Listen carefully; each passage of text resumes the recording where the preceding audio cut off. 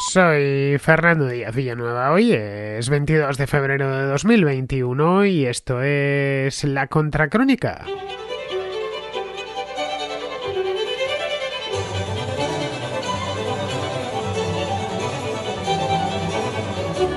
El Bitcoin superó el pasado viernes el billón con B de dólares de capitalización y se puso muy por encima de los $50.000 por unidad.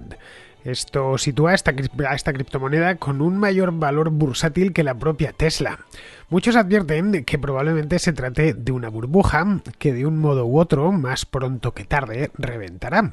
Pero eso no ha hecho mella aún en una fiebre por el Bitcoin que se mantiene a día de hoy. Este domingo el Bitcoin marcó máximos diarios, aupándose por encima de los $57.500 por unidad.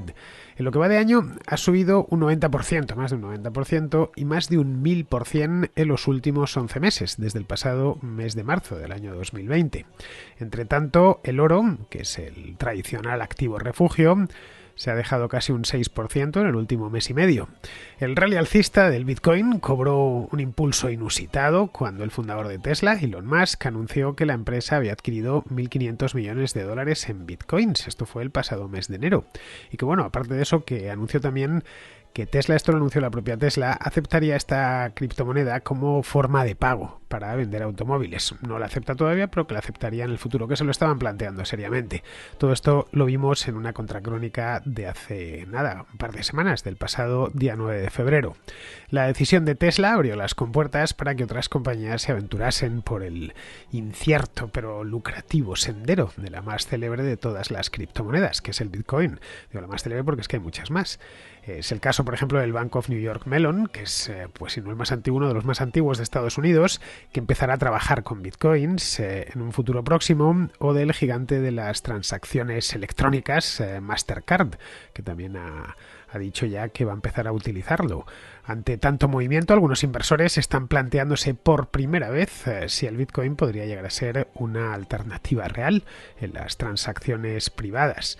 De cualquier modo, no es la primera vez que esta criptomoneda vive unos meses de ascensos que luego acaban en caídas repentinas. No es que tengamos una historia muy larga, esto no es el oro, que estaríamos hablando de siglos y siglos, aquí podemos hablar solo de unos pocos años, pero vamos, hasta la fecha siempre se ha recuperado y ha tomado un nuevo impulso. Hasta la fecha es una cantidad de tiempo muy pequeña. De Bitcoin tenemos un archivo de como máximo pues poco más de una década.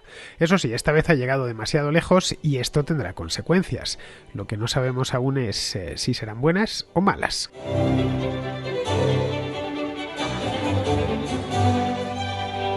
Como os decía hace un momento, el valor de mercado total del Bitcoin, no podemos hablar de valor bursátil porque es que no cotiza en bolsa, pues el valor de mercado total de Bitcoin superó el billón de dólares el viernes pasado, cuando su precio subió por encima de los 50.000, bueno, de los 55.000 exactamente el viernes pasado.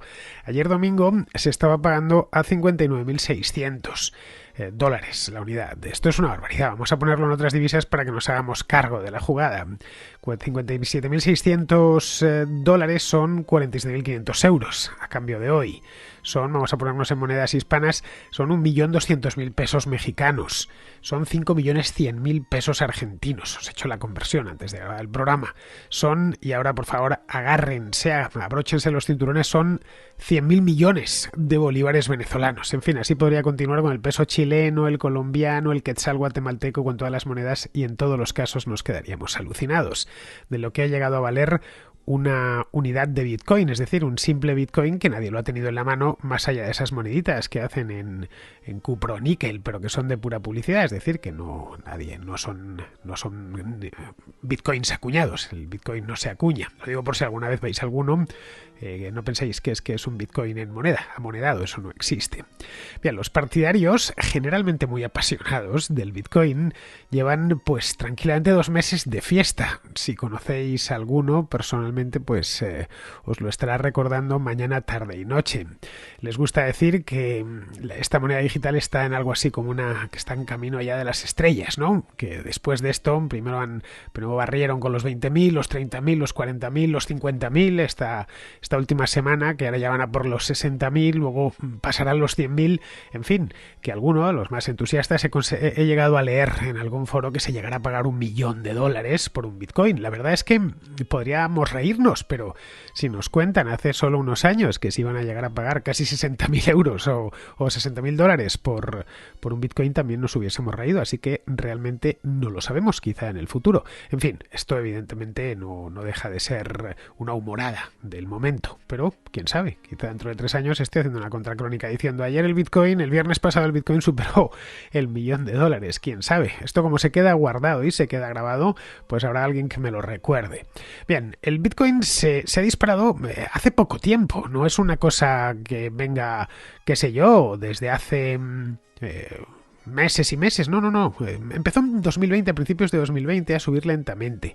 Hace un año cotizaba más o menos a unos $7.000 la unidad, justo antes de que diese comienzo toda esta pesadilla de la COVID-19. El año pasado he ido a mirar su gráfica de precio y tocó suelo en 2020 a $5.100 el 14 de marzo. Pues una fecha casi redonda, por lo menos en España, que el día 15 de marzo es cuando nos encerró el gobierno. En aquel entonces estaba a $5.100. Ojo, una persona que hubiera comprado en aquel momento 2 Bitcoin el día 14 de marzo, recordémoslo, tampoco está tan lejos, caray. Hubiera comprado 2, pues le hubiera costado la cosa $10.200. Bien, pues hoy tendría, en fin, casi $120.000 si es que los liquidase. No se me ocurre ninguna inversión mejor a lo largo del último año. Vamos, que si en marzo estaba, el 14 de marzo, hace 11 meses, vamos, por redondear, estaba a $5.100 y está casi pues está ahora mismo, bueno, ayer estaba a 57.600, estamos hablando de un incremento del 1.000% en su valor en 11 meses. No, pocas cosas, creo que nada se ha revalorizado tanto a lo largo del último año. Diría que ninguna empresa se ha revalorizado tanto a lo largo del último año. En un año que ha sido especialmente malo para la economía, que está siendo, porque esto no ha terminado ni muchísimo menos. Aquí podemos recordar que Bitcoin no es una empresa. Estamos haciendo una comparación un poco tramposa. Bitcoin no es Amazon, no es una empresa de tecnología o de comercio electrónico, que esas sí se han visto muy beneficiadas. Bueno, ahí tenemos las cotizaciones bursátiles. Es una moneda o algo parecido. Sí, más o menos una moneda, o pretende ser una moneda. Bueno, en el nombre lleva la palabra moneda, coin. Y esto es importante remarcarlo porque se ha beneficiado de la pandemia, pero no tanto porque de pronto los gigantes del comercio electrónico, qué sé yo, han visto cómo aumentaba su demanda porque la gente no podía salir de casa o lo que sea. Tampoco ha ganado en valor el Bitcoin porque estos mismos gigantes del comercio electrónico como Amazon acepten pagos en ella. Bueno, Amazon de hecho no acepta pagos ni con PayPal, así que como para aceptar en Bitcoin, bueno, es que el día que Amazon acepte un solo pago en Bitcoin, ese día habrá alcanzado la mayoría de edad. Ahí sí que ya la subida que pegaría sería tan brutal que quizás se nos ponía en el $1.000.000 de dólares. Es decir, no ha subido por eso, sino porque ante la orgía de gasto y de endeudamiento por parte de los gobiernos desde hace un año, para muchos se ha convertido en algo así como un refugio dorado, nuevo, listo para ser experimentado, que además no hace más que crecer, que una persona, ya digo, que hubiera comprado 2 Bitcoin el 14 de marzo de 2020 y se hubiese gastado $10.000, pues hoy tendría casi 120.000. Pues bien, aparte de eso, de razones lógicas por las mismas, por ejemplo, por las que ha subido el precio del oro, hace unas semanas Tesla informó que había comprado una cantidad significativa de Bitcoin. $1.500 millones, concretamente para sus reservas corporativas. Esto os lo contaba aquí en La Contra hace un par de semanas, como os he dicho antes, el 9 de febrero, lo digo por si queréis no lo habéis escuchado ese programa y queréis echar hacia atrás y mirar en el archivo. Bien, esto fue, no diré un antes y un después, pero sí un impulso bastante fuerte. Pero bueno, el hecho es que con Tesla o sin Tesla, el hecho es que el BTC, el Bitcoin, crece sin tregua, su precio sube sin tregua desde marzo del año pasado. Y cuando digo sin tregua, es que apenas ha tenido bajadas, y si las ha tenido han sido cuestiones de 1 o 2 días y luego ha seguido subiendo. Y lo hace ya como la espuma desde el mes de noviembre de 2020. En el último trimestre, estamos a mediados de, bueno, ya casi a finales de febrero, estamos a día 22, pero vamos, si tomamos los meses de noviembre, diciembre y enero, vemos que ha pasado de pagarse, a pagar por Bitcoin por unidad unos $13.000 a pagarse 57.000 que están pagando ahora. Caray, esto es un incremento del 350% en solo 3 meses, de mediados de noviembre a mediados de febrero. De nuevo estaríamos en las mismas. ¿Qué inversiones han dado una rentabilidad similar en un periodo de tiempo tan corto? Algunos aseguran que un crecimiento como este solo se produce en las burbujas, que no hay nada, que crezca, que su precio crezca un 300% o un 1000% en 11 meses sin que se trate de una burbuja, y que por lo tanto nos encontramos, y quien no quiera verlo pues está algo así como ciego, ante una burbuja de manual. Que es más que evidente. Que negarlo pues es porque uno está interesado. Si no, la cosa está más que clara. Y claro, como todas las burbujas que en el mundo han sido, enriquecerá a unos, los que entraron el 14 de marzo de 2020 y van a salir el día que salgan con un beneficio brutal, y dejará en cueros a otros, a los que entraron en la parte final de la burbuja, es decir, los que compraron ya el Bitcoin a $60.000 y lo van a tener que vender pues con una depreciación importante, que quién sabe, ya en plena bajada a lo mejor a 40.000 o incluso mucho menos. Esto es lo que se está diciendo bastante por ahí, lo habréis leído en muchísimos periódicos. Hay también interés, no lo vamos a negar, tanto político, que no pueden controlarlo, como del sistema financiero, que esta experiencia del Bitcoin no le gusta lo más mínimo, en que esto se amaine, que esta tempestad amaine cuanto antes, porque de lo contrario quienes empiezan a quedarse en cueros son ellos mismos. Pero bueno, si fuese la acción de una empresa, y que no es una empresa, insisto, no es ni una empresa ni tampoco una mercancía, es que es algo muy peculiar, ni una acción corporativa. Pero bueno, si fuese la acción de una empresa, esto de Bitcoin, tendríamos algo tangible que nos ayudaría a determinar el valor real de esa empresa. Poner esa empresa entre comillas, porque no lo es. Pero claro, es que Bitcoin no es una empresa, es algo mucho más, es mucho más difícil saber cuánto estimar, ¿no? Saberlo no sabremos, el valor exacto de una empresa es el que se está pagando por ella en este preciso instante, pero no significa que sea el valor real una vez ponemos la película circular. Bien, en este caso, como no es un activo tradicional, no podemos, no sirve de nada los métodos habituales de valoración de empresas que se utilizan para otras cosas. Leía el otro día en el Wall Street Journal a un analista de JP Morgan, un tipo dedicado a valorar empresas, es decir, que se dedica, y supongo que estará bien pagado en la Citi, ganará muchos cientos de miles de dólares por eso. Pues decía este tipo que realmente no tenía ni idea de cuál podría ser el valor real, bueno, no ya solo real, el valor simplemente aproximado de una unidad de Bitcoin. Vino a decir, y es cuando yo ya lo leí un poco alucinado, vino a decir que podía valer tanto como $10.000, que es como estaba hace un año, como 150.000. Bueno, después de leer las palabras de este hombre me quedé helado, porque, claro, si no lo sabe él, cuyo trabajo es valorar compañías, es que ya directamente no lo sabe nadie.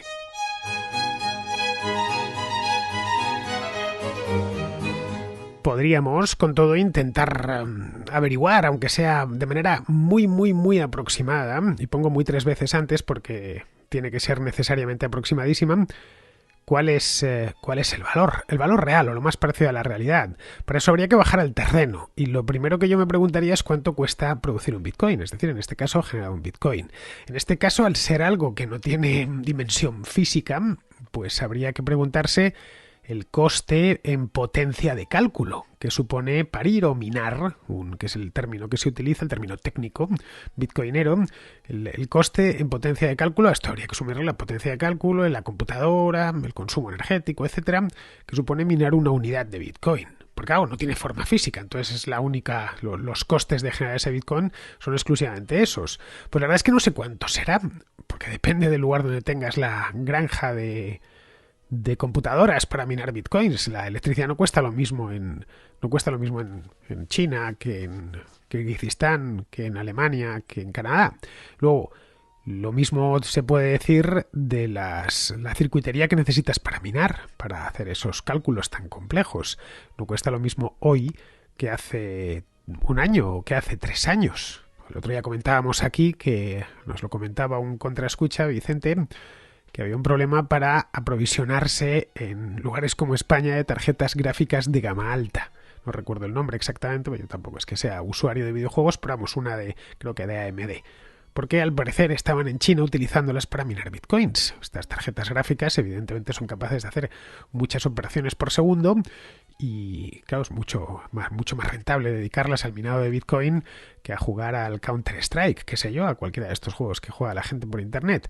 Bueno, esto nos permite hacernos una idea. Pero bueno, de cualquier manera, si sumamos todo lo que cuesta minar ese bitcoin, ese sería, digamos, su coste de producción, sería el suelo. Por debajo de eso, pues ya no merecería la pena, porque sería una ruina minar bitcoins. Si por lo que se vende no cubre ni los costes de producción, pues adiós. El problema, por lo tanto, no es encontrar el suelo, que se puede llegar a averiguar, sino encontrar el techo. Y eso es lo que no podemos saber, mientras haya tanto habido comprador por hacerse con bitcoins o al menos con fracciones de bitcoin, porque para comprar un bitcoin entero pues hace falta disponer de una cartera bien generosa, bien nutrida, solo un bitcoin. Es decir, no es una inversioncita que uno diga, bueno, pues tengo aquí 4 o 5 mil euros que no sé muy bien qué hacer con ellos, voy a ver si los pongo aquí o allá. Con 4 o 5 mil euros no tienes ni para pipas hoy en el mercado de los bitcoins. Si nos vamos a la historia, y la historia económica siempre es de mucha ayuda en estos temas, hay muchas burbujas, a ver si algún día hago alguna contrahistoria sobre burbujas financieras, bueno, burbujas en general. En el caso de la burbuja de los tulipanes de Holanda, esto fue en la década de 1630, el coste de producir un bulbo de tulipán era relativamente pequeño. Bueno, era y sigue siendo. No deja de ser una flor, además, que no es gran cosa. No. Es más, no tenían mucho valor más allá del ornamental porque no servían, no duraban mucho, no daban sabor a los platos, no tenían ninguna función medicinal, de ahí que hasta el siglo XVII a los occidentales lo único que les interesaba de los tulipanes es que eran bonitos. Bueno, tulipán viene de tulbán, que es del turco, que significa turbante. Entonces les parecía un turbante y nada más. La cuestión es que empezaron a subir los precios en aquel entonces porque había una serie de variedades exóticas de tulipanes, que eran unos especímenes únicos o casi únicos, a los que incluso les ponían nombre propio. Bien, eso hizo subir su precio al principio, pero luego ya la cosa se desmadró y entró en el terreno de la irracionalidad. La gente empezó a pagar cantidades astronómicas por un simple bulbo de tulipán. Se llegaron a pagar 6.000 florines por un solo bulbo, de la variedad Semper Augustus, que era la más apreciada de todas. Cuando un cerdo en la misma época en los Países Bajos costaba 30 florines. Un cerdo, ya sabéis que de un cerdo puede comer una familia durante muchísimo tiempo. Bueno, 30 florines frente a los 6.000 que se llevó a pagar por un bulbo. A partir de ahí ya la cosa, subió a todo lo que pudo. Vamos, parecía no tener techo. De hecho, los tulipanes en la década de 1630, hasta que en 1637 todo se vino abajo con gran estrépito. Unas ruinas encadenadas, suicidios, en fin, el país se sumergió en una crisis económica muy profunda. Pero habría que preguntarse aquí si estamos ante algo parecido a lo de los tulipanes. Pues la verdad es que no tenemos ni idea, porque nunca nos habíamos encontrado con nada igual. Y luego en el curso de una burbuja cuesta muchísimo saber si se está en esa burbuja o no se está en esa burbuja. Es una cosa, hay señales indirectas que nos pueden decir, bueno, esto tiene toda la pinta de ser algo puramente especulativo, pero no se puede decir a ciencia cierta, porque no conocemos el futuro. De ahí que estas predicciones, ya buenas o a malas, la verdad es que hay que tomarlas siempre con pinzas, como las encuestas electorales, una cosa así. Claro, no nos hemos encontrado nada. Los bulbos de los tulipanes eran bulbos que uno podía guardar. Hubo un caso en la burbuja de los tulipanes en Holanda que un marinero se llegó a comer uno, que valía también un dineral, no sé si 1.000 o 2.000 florines. Le condenaron a prisión porque lo confundió con una cebolla. En este caso no hay nada físico, es algo único en su especie, y con lo único que podríamos compararlo hasta cierto punto es con el oro. Los entusiastas del Bitcoin son gente muy entregada, como os he dicho antes, y una de las cosas que vemos es que no les interesa tanto el análisis fundamental del activo como el hecho de que esta criptomoneda es el futuro. Te lo vienen a decir así. Y por lo tanto, una vez se ha comprado, pues no debe uno deshacerse de ella jamás. Ya está. Yo tengo un Bitcoin en la cartera o 5 Bitcoins en la cartera y esto me va a hacer multimillonario. Esto quizá también esté operando a favor de su alza continua en el precio a lo largo del último año. Es posible. Cuando un activo se revaloriza mucho, de manera muy rápida, nadie quiere salir de él. Ve que es algo así como la gallina de los huevos de oro. Se apalanca y aplaza la venta para maximizar todo lo que pueda la rentabilidad de la inversión. El problema es que el Bitcoin no es solo una inversión. No es un bulbo de tulipán en el Rotterdam o la Haya del año 1635. A ver, puede ser considerado como tal. Es decir, como una mercancía en la que uno invierte para venderla más cara. Una mercancía no perecedera, obviamente. Pero también puede ser considerada una moneda. Pero una parte de eso, esencialmente, digamos, el Bitcoin es en esencia un programa de software diseñado para facilitar el comercio online, imitando la moneda física sin que de por medio se interponga un banco que facilite la transacción. Yendo a la base, el Bitcoin en origen es eso. La realidad es que se ha convertido en algo así como os comentaba aquí la semana pasada, en una versión moderna del oro y por lo tanto en una reserva de valor. Esta creencia se basa en una característica específica de la programación de Bitcoin, que es su límite.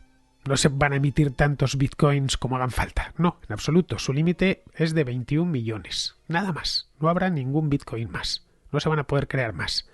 Eso hace que Bitcoin sea un producto escaso. Simplemente porque tiene un límite. Es como si tuviésemos la cantidad de dólares que se pueden emitir o la cantidad de euros que se puede emitir estuviese limitada. Más límite que no se puede sobrepasar. Y por lo tanto, un activo deflacionario en lugar de inflacionario. Al menos en comparación con las monedas emitidas por los bancos centrales. Una emisión que, aparte de ser moneda fiduciaria, no tiene respaldo ninguno, pues si estuviera, qué sé yo, respaldada por el platino o por lo que sea, algo escaso, evidentemente, o el propio oro, pues podría tener un límite, aunque fuese un límite que fuese creciendo poco a poco, pero un límite, pero en este caso no lo tiene.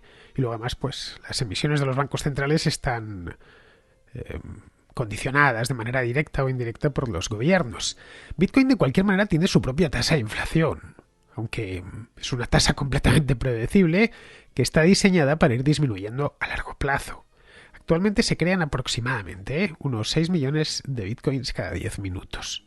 Y casi 19 millones de los 21 millones de Bitcoin previstos ya están en circulación. Está prácticamente toda la emisión de toda la historia de Bitcoin ya está casi terminada. Faltan solo 2 millones de Bitcoins por emitir, por crear, vamos, más que por emitir, por minar. Eso resulta en una tasa, o ha resultado en una tasa de inflación actual que es aproximadamente el 2%, 2,2%. Esto es según bitcoin.com, Si comparamos, pues eso es más alto que el objetivo declarado de la Reserva Federal o del Banco Central Europeo, de que es el 2%, y superior al índice de precios al consumo, el IPC, del año pasado en casi cualquier país del primer mundo. De esos 19 millones en circulación, no todos están circulando. No nos engañemos, no están los 19 millones comprándose y vendiéndose todos los días. Solo 8 de cada 10 bitcoins creados están a la venta. Es decir, que el 80% del stock total de bitcoins no es líquido. Está en manos de inversores a largo plazo que no venderán, que no están dispuestos a venderlo, por ahora al menos, por lo que solo hay unos 4 millones de bitcoins en circulación. Esa pequeña oferta está actualmente muy superada por la demanda, lo cual vendría a explicar también, sería un añadido más al alto precio del bitcoin. Otra forma de analizar esta dinámica, que es por cierto muy popular entre los bitcoiners, es un modelo que se llama Stock to Flow, que se utiliza también para valorar materias primas y metales como el oro o la plata. El Stock to Flow mide la relación entre las existencias y la producción. Es en resumen una forma extra de indicar la tasa de inflación de Bitcoin, la tasa real. Según este modelo, Bitcoin debería negociarse más como el oro y como la plata. Algunos expertos predijeron hace ya 2 años que, valiéndose de este modelo del Stock to Flow, el Bitcoin debería alcanzar un valor de mercado de $1 billón y un billón con B, y cotizar por encima de los $55.000 en algún momento tras el verano de 2020. Esto se predijo en 2019. Bien, esa predicción se cumplió el viernes pasado. Pero si el Bitcoin es una alternativa al oro, su precio ya está en línea con el del oro. El valor de mercado de Bitcoin es de alrededor de $1 billón y el valor del mercado del oro, al menos el oro en manos de privados, es de unos 2,7, 3 billones de dólares. Pero aquí habría que introducir una variable. La volatilidad del Bitcoin es mucho mayor que la del oro. Eso podría servir de limitante a nuevos inversores, especialmente a los corporativos, pues que, como es lógico, tampoco quieren abrir un agujero en la tesorería de su empresa. Pero, de nuevo, estamos ante un territorio inexplorado. El Bitcoin comparte características con el oro, pero no todas las características. Se mueve con mucha más facilidad y es irrastreable, lo que para muchos pues lo hace muy atractivo. Efectos fiscales, por ejemplo. El oro puedes esconderlo en casa en el cajón de la ropa interior. Pero claro, por un lado no sería muy sensato, pero te lo pueden robar, y luego además el cajón tiene unas dimensiones limitadas. El equivalente a un kilo de oro, que cuesta hoy un kilo de oro, serían 50.000 euros, es hoy un Bitcoin, que ocupa exactamente 0 centímetros cuadrados. Vamos, que nunca antes nos habíamos encontrado con un activo tan misterioso y especial como el Bitcoin. Esa es la cruda realidad. De ahí que, si las predicciones económicas rara vez sirven de algo, esta vez no sirven absolutamente para nada. Nadie podía siquiera imaginar hace un año, 11 meses, desde marzo, que hoy el Bitcoin valdría lo que vale, que habría incrementado su valor en un 100%. Del mismo modo que... No, en un 100, no, perdón, en un 1000%. Del mismo modo nadie sabe cómo estará dentro de otros 11 meses, incluso un mes. Vamos, que hemos de vivir con ello y desconfiar de los profetas de ambos lados, los que aseguran que esta es la inversión del siglo y los que dicen que su valor es cero, que se trata de la mayor burbuja de la historia. Yo creo que ambos terminarán desmentidos por el tiempo. Mientras haya demanda y crezca el apalancamiento, pues el precio se mantendrá o crecerá. En algún punto, no sabemos cuándo ni por qué, cederá. Pero vamos, desconocemos hasta qué punto lo hará.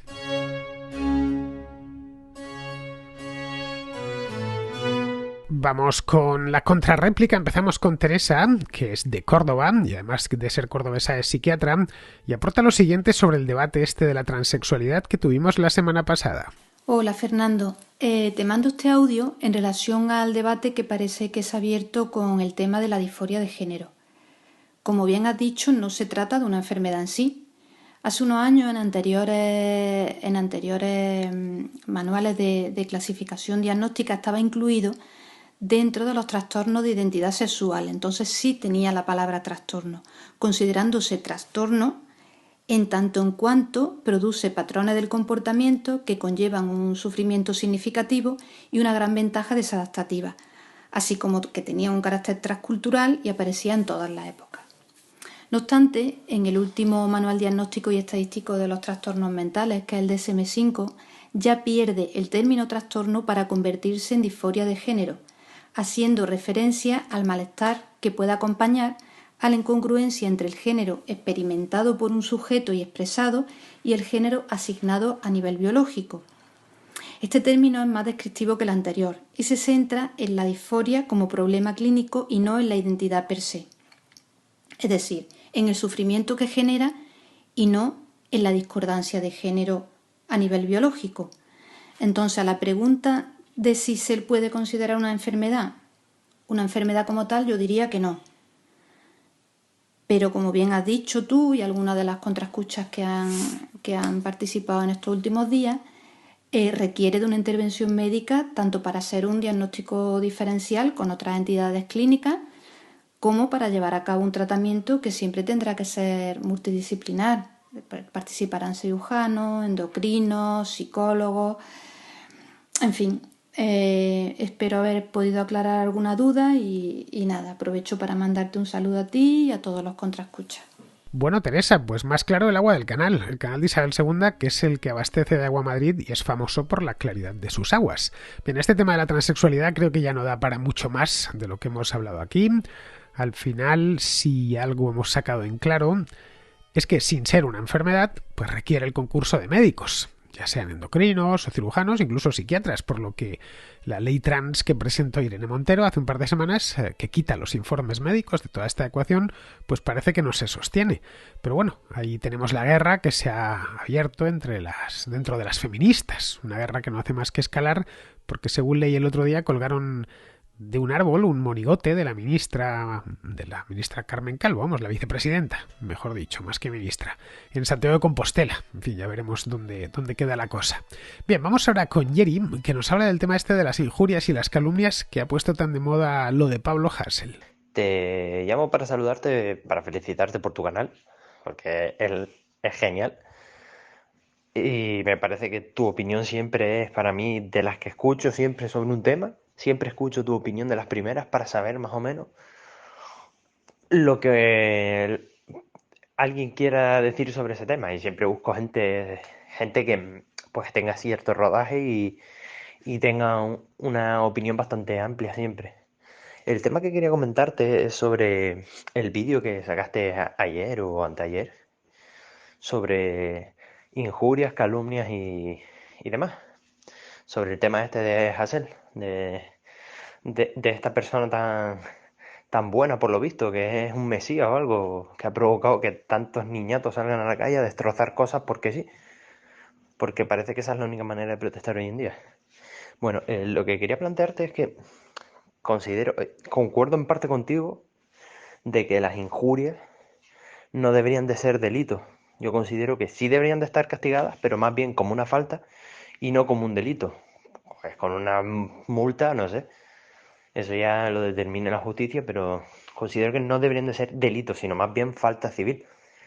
Porque aunque podamos decir que bueno, que no importa tampoco, porque no es un daño físico, sí que es verdad que una injuria es un daño psicológico.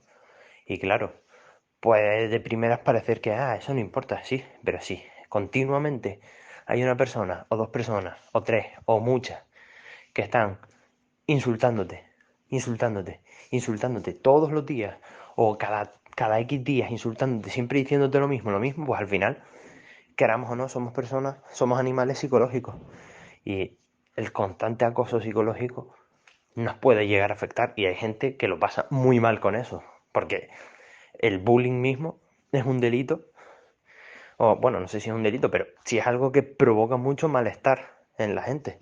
Cuando un niño sufre bullying, puede llegar hasta suicidarse del acoso que se ve sometido. Pues lo mismo pasa en cualquier ámbito de la vida. Considero que las injurias sí deberían de ser castigadas, pero no como delito, quizás, sino más bien como falta disciplinaria. O bueno, disciplinaria no, sino más bien falta civil, de responsabilidad civil. Y, y nada, simplemente quería darte mi opinión sobre ese tema. Y aparte, pues el resto sí que concuerdo bastante contigo. Bueno, quizá también el tema de las mentiras es bastante más delicado porque, claro, la única manera real de contrarrestarlo es aportar la información real. Porque el prohibir y prohibir no hace más que gente crea que eso es lo correcto. Pasa con las teorías conspiranoicas. Hay gente que se las cree, pero sin dudarlas. ¿Por qué? Porque las prohíben. Es como el caso de Gina Carano, que la echaron por decir que estaban los de derecha siendo perseguidos como los judíos, básicamente. Y justamente por decir ese comentario la echan de Disney. O sea, básicamente le han afirmado su comentario. Pues lo mismo puede pasar con las mentiras, que si se empeñan en negarlas, pues la gente al final, hay gente que puede darlas por cierto, aunque sean claramente una mentira. Y nada, principalmente era eso. Muchas gracias por tu programa y sigue adelante. Bueno, Yeri, es que el bullying va mucho más allá del insulto y de la injuria. Es un acoso sistemático. Vamos, no tiene nada que ver con las injurias lo del bullying. Una injuria es, según recoge el diccionario de la Real Academia, lo tengo delante, te he ido a buscar la entrada aquí a Internet. Bien, tiene tres acepciones y la primera es agravio, ultraje de obra o de palabra. La segunda es hecho o dicho contra razón y justicia y la tercera daño o incomodidad que causa algo. Bien, aquí aplica la primera, que nutre la acepción jurídica que tiene una cuarta acepción que es solo para derecho, que es delito o falta consistente en la imputación a alguien de un hecho o cualidad en menoscabo de su fama o estimación. Bien, como ves, eso es subjetivo. Si a mí me llaman cretino, por no utilizar una palabrota o una injuria peor, que está feo decirla en la radio, si me llaman cretino quizá me moleste, quizá no. Si me da igual, pues paso del tema y a otra cosa. Si no me lo da, pues respondo con otro insulto o afeando la conducta a quien me ha injuriado por hacerlo. En el momento en el que conviertes en delito algo imposible de objetivar, tienes un problema. La calumnia es perfectamente objetivable. Una calumnia, y te he buscado también en el diccionario de la Real Academia, es acusación falsa hecha maliciosamente para causar daño. Y luego en derecho, de ahí se deriva imputación de un delito hecha a sabiendas de su falsedad. En fin, no hace falta que te ponga ejemplo alguno, pero si quieres te lo pongo. Si yo digo aquí en la contra que eres un narcotraficante porque regentas un narcopiso y no es cierto, estás en tu derecho de denunciarme. No, estás en tu derecho, además es justo que lo hagas y debes hacerlo. No por el daño a tu buen nombre, que también, sino porque es que estoy mintiendo, te estoy acusando de un delito y eso es una cosa seria. Hay una falsedad, hay algo objetivable. Otra cosa es que regentes realmente un narcopiso y te dediques al narcotráfico y yo pueda demostrarlo con pruebas fehacientes. Bien, pues en ese caso, tú me podrías seguir denunciando por injurias, ya que el hecho de llamarte narcotraficante atenta contra tu derecho al honor. Así lo puede considerar un juez. El problema está ahí, en que es algo subjetivo. Lo que a uno le ofende a otro no. Esa es la razón por la que las injurias no deberían ser delito ni falta ni nada. Sobre esa figura además puedes levantar lo que quieras. Todos los ofendiditos ahora, de lo que tanto se habla. Puedes convertir en delito, pues qué sé yo, que alguien que es feo, algo subjetivo, como puedes ver, se le llame feo. O que alguien que está calvo, pues se le diga que lo está. Si considera que eso lesiona gravemente su honor, que le hayas llamado calvorotas, pues te pone una denuncia y si el juez lo estima, te cae una multa. Evidentemente a nadie le van a meter en la cárcel por llamar calvo a otro. Pero se puede ser considerado una injuria. De ahí que eso debería desaparecer de los códigos, el tema de las injurias. Si nos atenemos exclusivamente a lo que sea en agravio, ultraje de obra o de palabra. Bueno, pues ya está, es como si a alguien le haces una peineta o le sacas los cuernos con los dedos. Pues si te molesta, pues ya sabes. El que se molesta no tiene más que desmolestarse. Bien, vamos ahora con Luis, que está en Bolonia y que nos habla del nuevo gobierno italiano de Mario Draghi. Hola Fernando, has hecho un excelente análisis sobre lo de Draghi. Considero que hay una cosa que sí que has fallado, que es el tema de la educación italiana, que sí que te puedo asegurar que nos da mil vueltas a todos los que hemos sido víctimas de la LOCSE. Me recuerda un poco a cuando estudiaban mis hermanas, que son de tu edad, que eran de la época del BUP, que yo estudiaba, me cogía sus libros para estudiar y la verdad es que el nivel era bastante más alto.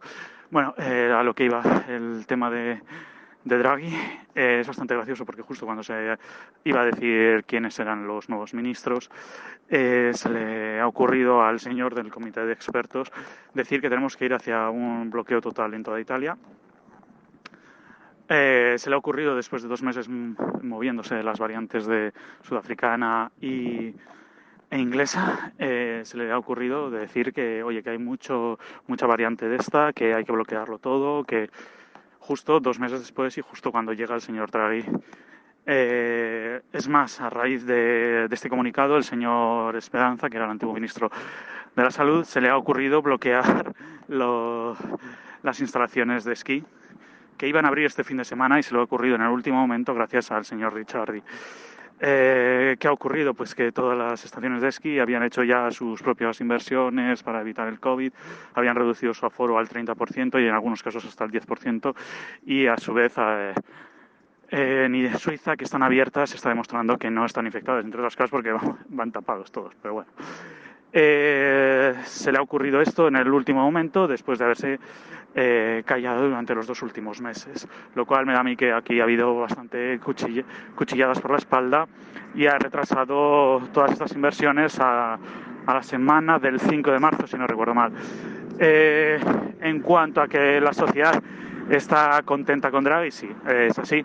Es más, uno de los comentarios que se hace dentro de los puestos de trabajo, vamos, donde trabajo yo, con nuestros clientes o nuestros proveedores, es que en un día ha caído 100 puntos la prima de riesgo. O sea, es el comentario. Aquí lo del tema del spread es uno de los temas que más les interesa a la gente en Italia y es curioso, pero bueno. Y bueno, esperemos a ver hacia dónde va el señor Draghi. Yo creo que va por buen camino. A pesar de lo que, por otro lado, a pesar de lo que dice el señor Ricciardi, el del comité de expertos, Draghi ha dicho cosas bastante lógicas, que es que tenemos que abrir cuanto antes, tenemos que tenemos que tener una actividad económica y que si hay infecciones se cerrarán los focos solamente en esas zonas, lo cual, oye, te da a pensar que estamos con gente profesional y no con gente amateur como era Conte and Company. En cuanto a lo de 5 estrellas, bueno, me he estado informando un poco, aparte de lo que te pregunté de la inversión del señor Maduro en el partido, me está informando un poco y se llama Movimiento 5 estrellas, entre otras cosas, porque no puedes, siendo un partido deben de decir quiénes son los dueños. ¿Son los dueños o quiénes son los que dan el dinero al partido? Entonces lo han llamado movimiento, como si fuera una ONG o una cosa así, y no tienen por qué dar estos nombres. Se habla que es una familia la que está detrás de la inversión en este pseudo partido, que es la propietaria, además de la plataforma donde hacen los votos, esta que se llama Rousseau. Debe ser, pues, por lo que tengo entendido, debe ser una especie de una persona tecnológica que se dedica a hacer plataformas y todo eso, y que estaba un poco hasta las narices de la política.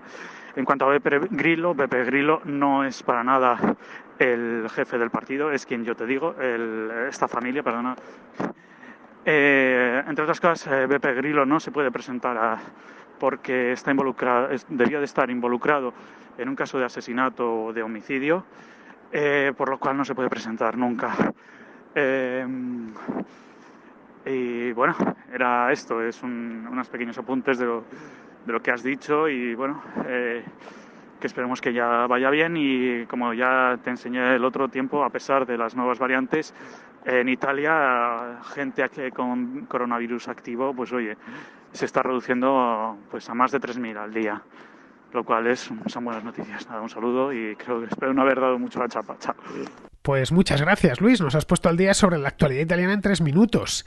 Respecto a lo de la educación en Italia, pues mira, no sé cómo será, porque no he estudiado allí, pero yo todos los italianos que conozco echan pestes de ella, ¿eh? Es uno de sus temas favoritos. Supongo que lo habrás escuchado también allí. Pero vamos, me creo que sea mejor que la española, pero eso, la verdad, no es muy difícil hoy por hoy. En cuanto a lo que comentas de que Draghi es popular, pues mira, lo es ahora, pero ya sabes lo voluble que es el electorado italiano.